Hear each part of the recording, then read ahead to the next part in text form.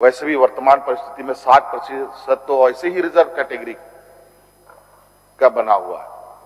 50% ST SC OBC में बंटता है, 10% जो आर्थिक रूप से कमजोर लोग हैं उनके लिए।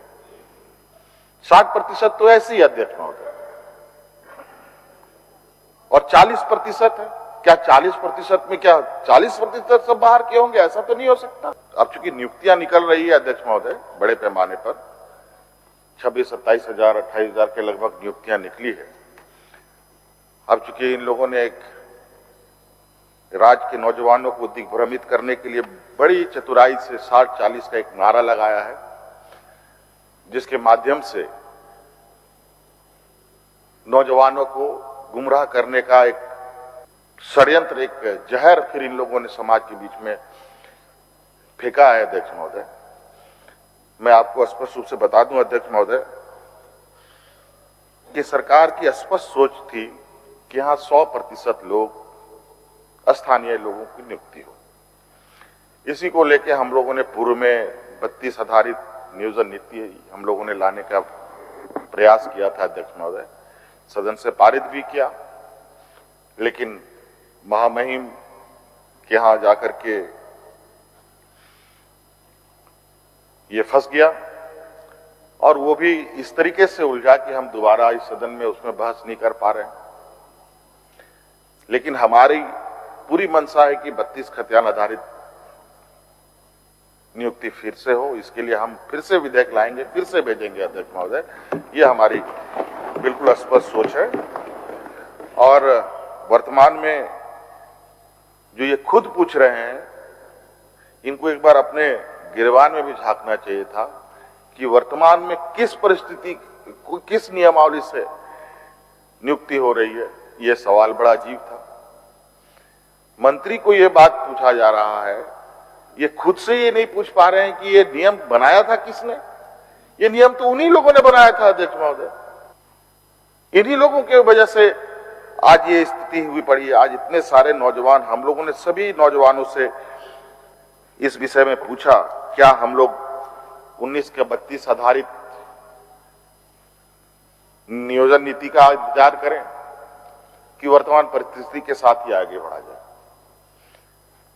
नौजवान को अगर वक्त पर राह नहीं दिखाया गया अध्यक्ष महोदय, तो वो भटक जाता है। अगर वो एक बार भटक गया अध्यक्ष महोदय, फिर दोबारा उसको रास्ते पे लाना फिर बहुत जद्दोजहद का काम है अध्यक्ष महोदय। और उसमें कितने सारी उल्टे सीधे कार्य होंगे, ये कह पाना बड़ा मुश्किल है अध्यक्ष महोदय। इसीलिए हम लोगों ने वर्तमान हमारे नौजवानों का जो डिस्ट्रेस था उसको कम करने का एक प्रयास किया कि इस बार चलो हम लोग इसी नीति के साथ आगे बढ़ते हैं। लेकिन प्रयास हम लोग का कम नहीं रहेगा अध्यक्ष महोदय। प्रयास 32 का बिल्कुल बना रहेगा अध्यक्ष महोदय। और अध्यक्ष महोदय, आपको पता है अध्यक्ष महोदय, वैसे भी वर्तमान परिस्थिति में 60% तो ऐसे ही रिजर्व कैटेगरी का बना हुआ है। 50% ST SC OBC में बंटता है, 10% जो आर्थिक रूप से कमजोर लोग हैं उनके लिए। 60% तो ऐसे ही अध्यक्ष महोदय, और 40% है।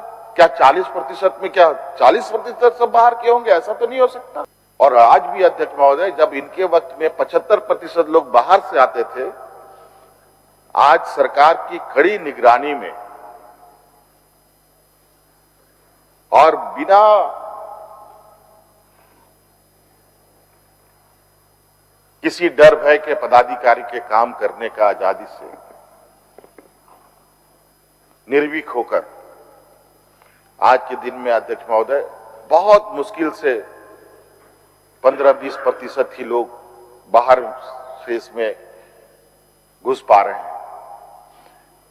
और मुझे नहीं लगता अध्यक्ष महोदय वो भी ज्यादा दूर नहीं कि आने वाला समय में हम इस परिस्थिति में भी उस 20% को 0% में ले जाने का हम काम करेंगे। अध्यक्ष महोदय,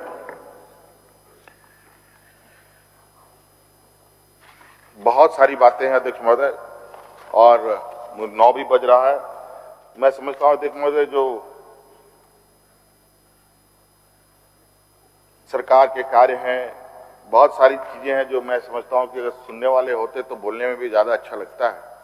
मैं समझता हूं अध्यक्ष महोदय, मैं इस भाषण को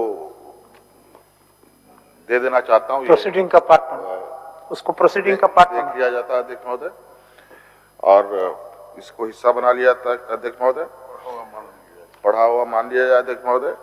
मैं इन्हीं चंद शब्दों के साथ आज के इस सत्र के अंतिम समय में सभी माननीय विधायक